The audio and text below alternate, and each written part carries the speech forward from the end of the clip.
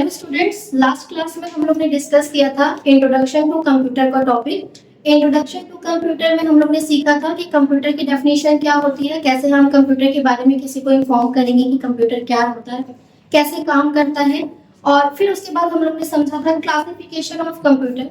Classification में हमने basic समझा था कि कंप्यूटर कितने टाइप्स के होते हैं और किन किन टाइप्स के बेस पर कैसे काम करते थे। हमने वहां पे पढ़ा था कि on the basis of function computer होता है, on the basis of science होता है।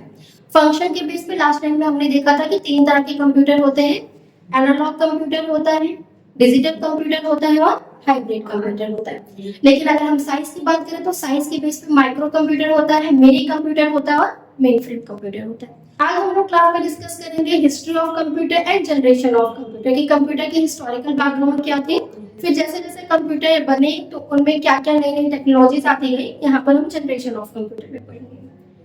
तो टोटल अगर हम बात करें हिस्ट्री ऑफ कंप्यूटर की, तो हम लोग बोलते हैं जो कंप्यूटर में सबसे पहला एक कैलकुलेटिंग टूल आया, उस कैलकुलेटिंग टूल का नाम था एबेकस।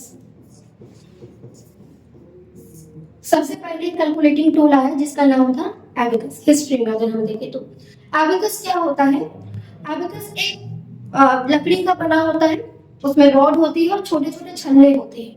हम उनसे क्या करते हैं, बेसिक कैलकुलेशन करना सीखते हैं, जैसे एडिशन, सब्ट्रैक्शन, मल्टीप्लिकेशन, ये सब करना सीखते हैं एबेकस के थ्रू। तो एबेकस जो था वो पहला हम लोग बोलते हैं कैलकुलेटिंग टूल था, फर्स्ट कैलकुलेटिंग टूल। उसके बाद धीरे धीरे कई सारे कंप्यूटिंग उसमें आते चले गए हिस्ट्री में कि क्या क्या चीजों का यहाँ पे बनाया गया। तो उसके बाद एक आता है ब्लेज पास्कल का पास्कलाइन, जो कि इन्वेंट किया गया था ब्लेज पास्कल के थ्रू।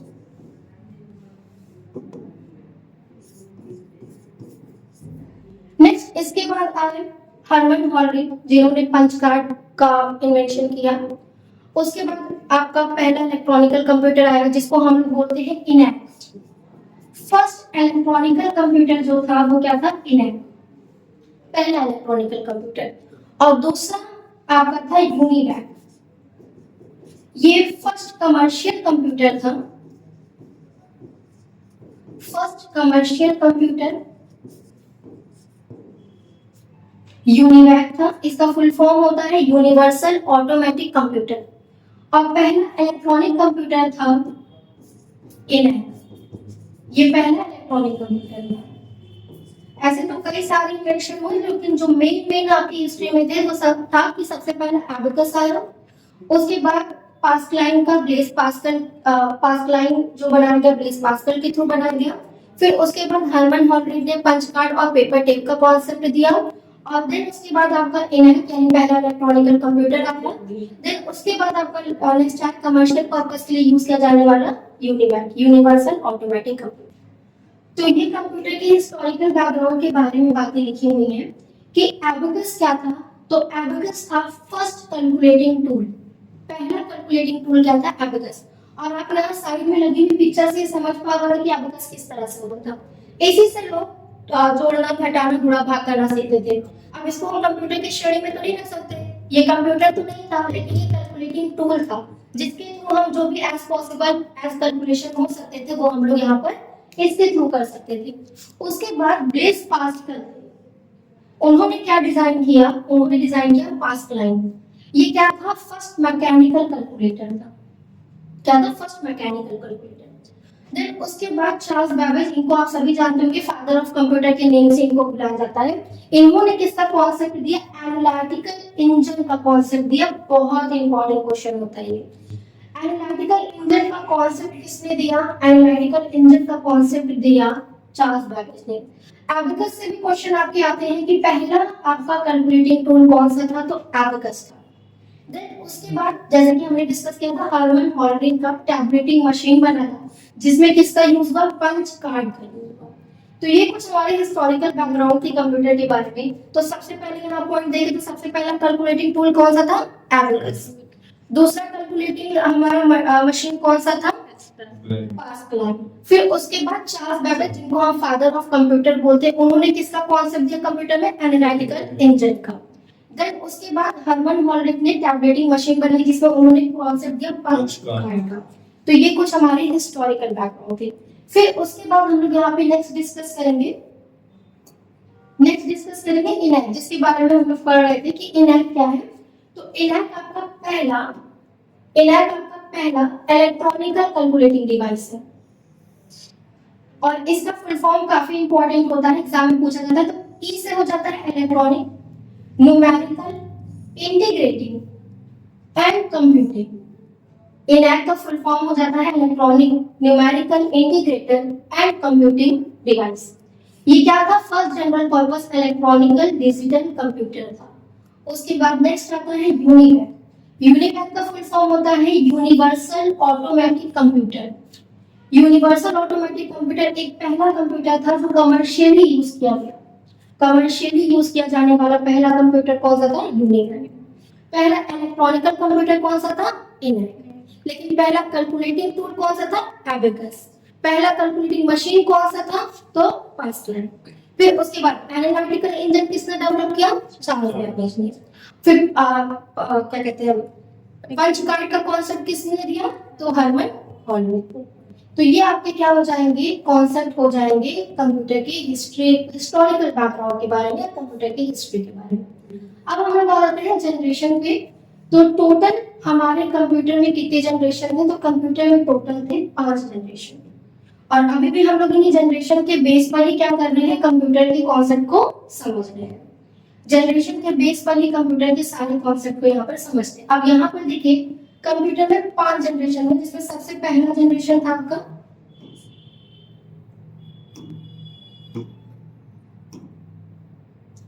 कंप्यूटर में फर्स्ट जनरेशन हुआ। ईयर आपका क्या था? 1946 टू 1959। अब जनरेशन क्या होता है बेसिकली ये जान ले तो हम लोग क्या होता है कि कभी भी कोई चीज बनती है तो उसमें नई नई टेक्नोलॉजीज आती रहती है।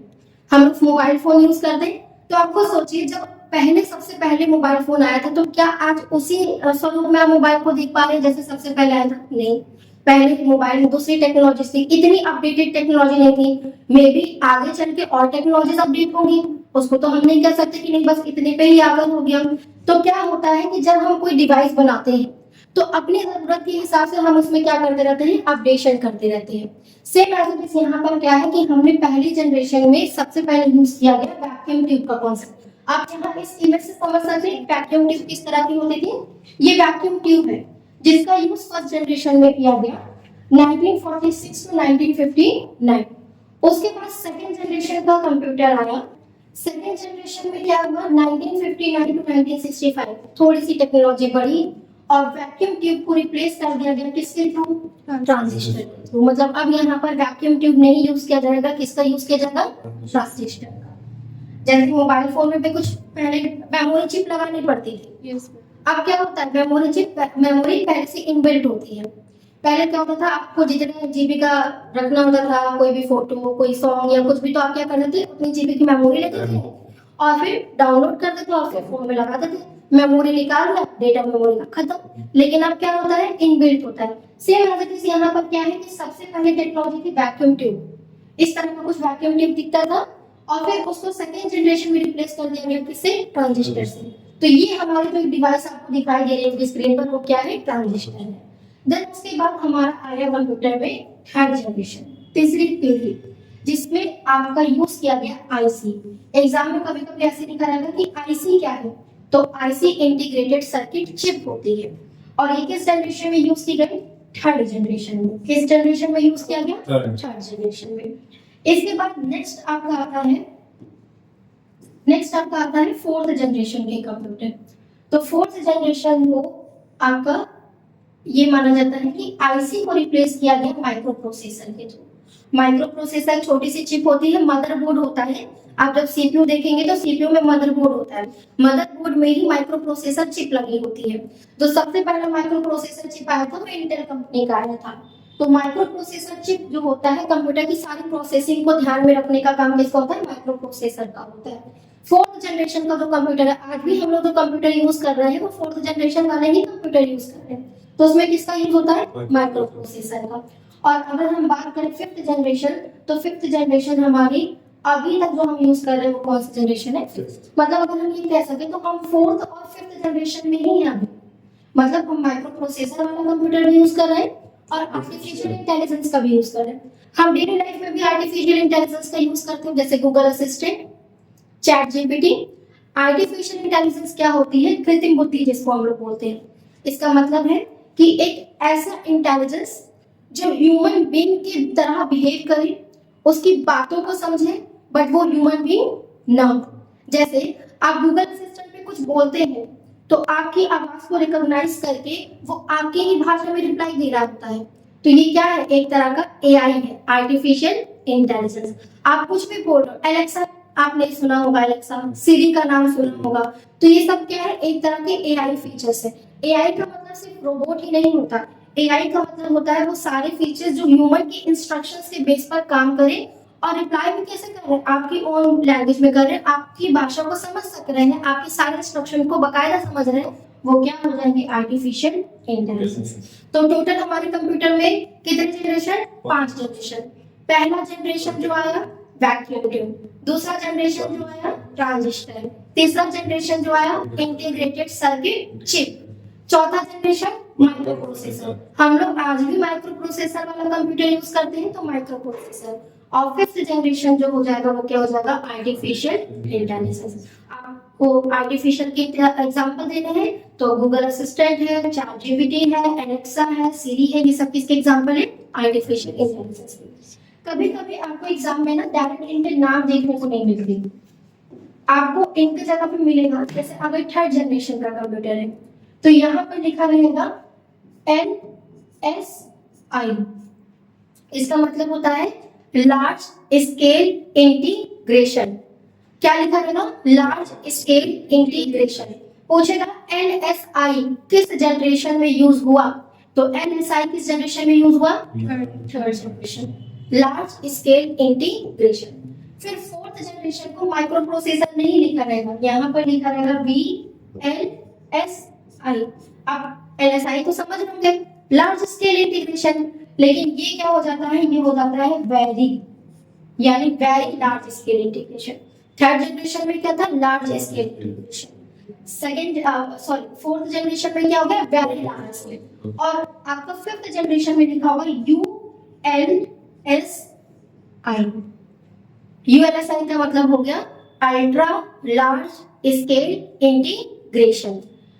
तो थर्ड जनरेशन क्या हो गया? Large scale integration. Fourth generation हो गया वेरी लार्ज स्केल इंटीग्रेशन, और ये क्या हो जाएगा? Ultra large scale integration.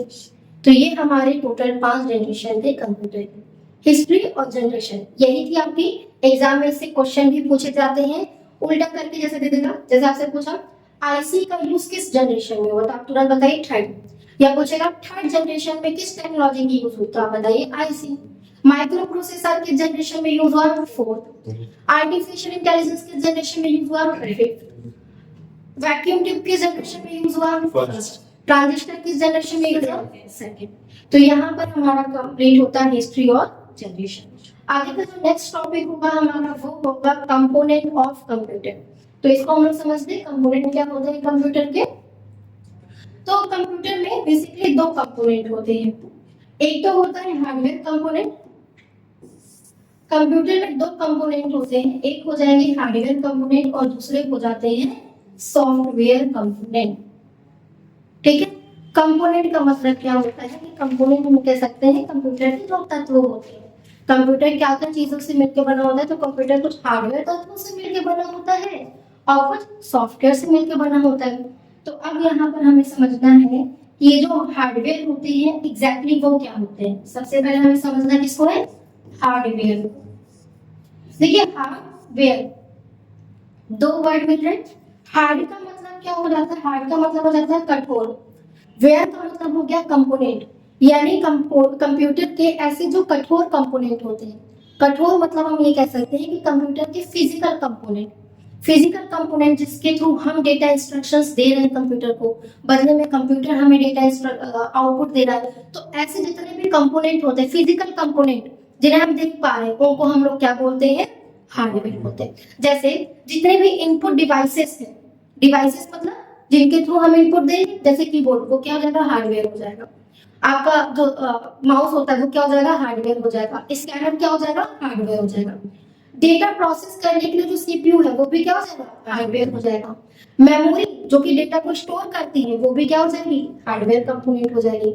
साथ ही साथ आपका जो आउटपुट डिवाइसेस है जैसे मॉनिटर, प्रिंटर, स्पीकर, ये सब क्या हो जाएंगे कंप्यूटर के हार्डवेयर कंपोनेंट। तो जब कभी भी आपको हार्डवेयर समझाना हो तो आप क्या कह सकते हैं कि हार्डवेयर क्या होता है, कंप्यूटर के जो फिजिकल कंपोनेंट होते हैं उन सभी कंपोनेंट्स को हम किसके अंदर रख सकते हैं, हार्डवेयर के, वो क्या हो जाएंगे हार्डवेयर। तो कंप्यूटर के कितने कंपोनेंट, दो, एक क्या हो जाएगा हार्डवेयर कंपोनेंट, दूसरा क्या हो जाएगा सॉफ्टवेयर कंपोनेंट। हार्डवेयर कंपोनेंट क्या होंगे, जो कंप्यूटर के फिजिकल कंपोनेंट होते हैं उनको हम किसके अंदर रखते हैं, हार्डवेयर के अंदर रखते हैं। तो हार्डवेयर में देखिए हम लोग क्या करेंगे, डिवाइड कर देंगे अलग अलग चीजों को। जैसे इन्हीं हार्डवेयर में एक बार डेफिनेशन से समझ लें कि हार्डवेयर क्या होते हैं। हार्डवेयर क्या होता है, तो फिजिकल कंपोनेंट ऑफ कंप्यूटर, जितने भी कंप्यूटर के क्या है फिजिकल कंपोनेंट है वो क्या हो जाएंगे, हार्डवेयर हो जाएंगे। जैसे मॉनिटर, मदरबोर्ड जो सीपीयू के अंदर होता है, खुद सीपीयू वो भी क्या हो जाएगा, हार्डवेयर कंपोनेंट हो जाएगा। रैम, रोम जो भी आप डिवाइस यूज कर रहे हैं, ऑप्टिकल डिस्क ड्राइव जिसको सीडी या डीवीडी आप कह सकते हैं, कंप्यूटर में लगी हुई हार्ड डिस्क जो कि डेटा को स्टोर करने का काम करेगी, कीबोर्ड, माउस, ये सब क्या होंगे कंप्यूटर के हार्डवेयर कंपोनेंट होंगे। अब सॉफ्टवेयर कंपोनेंट क्या होते हैं, सॉफ्टवेयर जो होता है वो प्रोग्रामों का एक समूह होता है, प्रोग्रामों का क्या हो जाएगा समूह, जिनके थ्रू हम कंप्यूटर पे क्या करते हैं, काम करते हैं। मतलब अगर हमें क्या करना है, कंप्यूटर को बताना है कि ये काम करना है, तो वो काम को दिशा निर्देश देने के लिए तो हम हार्डवेयर का काम यूज करेंगे, लेकिन जो कंप्यूटर खुद आंतरिक रूप से काम कर रहा है वो किसकी मदद से कर रहा होता है, सॉफ्टवेयर के थ्रू। सॉफ्टवेयर क्या हो जाएगा, software is a collection of instruction, software क्या होगा, कलेक्शन ऑफ डेटा या program that tell a computer, जो कंप्यूटर को बताता है कि किसी भी काम को कैसे करना है। तो ऐसे डिवाइसेस जिनके थ्रू हम डेटा या इंस्ट्रक्शंस कंप्यूटर को देते हैं उन डिवाइसेस को हम क्या बोलते हैं, इनपुट डिवाइसेस। जैसे हम कुछ टाइप कर रहे हैं तो कीबोर्ड के थ्रू हम दे रहे हैं इनपुट, वो क्या हो जाएगा इनपुट डिवाइस। माउस के थ्रू हम दे रहे हैं इनपुट तो वो माउस इनपुट डिवाइस हो जाएगा। स्कैनर हो गया या जॉयस्टिक हो गया, माइक हो गया, ये सब क्या होंगे, इनपुट डिवाइसेस होंगे। तो यहाँ पे डेफिनेशन के थ्रू देख लीजिए कि इनपुट डिवाइसेस क्या होते हैं, डिवाइस बाय विच, ऐसी डिवाइसेस जिनके द्वारा यूजर क्या करता है, डेटा या इंफॉर्मेशन कंप्यूटर तक पहुंचाता है, उन डिवाइस को हम लोग क्या बोलते हैं, that device is called input device.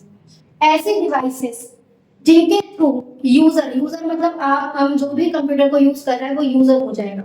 ऐसी डिवाइसेस जिनके थ्रू यूजर कंप्यूटर में डेटा या इंफॉर्मेशन, क्योंकि हम कंप्यूटर को कोई ना कोई डेटा देंगे, कोई ना कोई सूचना देंगे, उसी को कन्वर्ट करके ये हमें क्या दे देता है, रिजल्ट दे देता है। तो जो भी डेटा या इंफॉर्मेशन हम कंप्यूटर को देते हैं उस कंप्यूटर इंफॉर्मेशन को देना क्या कहलाता है, इनपुट कहलाता है। कि हम क्या दे रहे हैं, इनपुट दे रहे हैं, लेकिन हम किसी ना किसी माध्यम से दे रहे हैं, किसी ना किसी डिवाइस के थ्रू दे रहे हैं, तो वो डिवाइस क्या हो जाती है, वो डिवाइस हो जाती है इनपुट डिवाइस, वो डिवाइस हो जाएगी इनपुट डिवाइस, जिनके थ्रू हम क्या करेंगे, कंप्यूटर में डेटा या इंफॉर्मेशन को पहुंचाएंगे।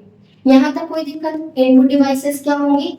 तो आज की क्लासेस में हम लोग ने डिस्कस किया history of computer, generation of computer, component of computer, जिसमें हमने समझा कि हार्डवेयर कंपोनेंट क्या होते हैं और सॉफ्टवेयर कंपोनेंट क्या होते हैं।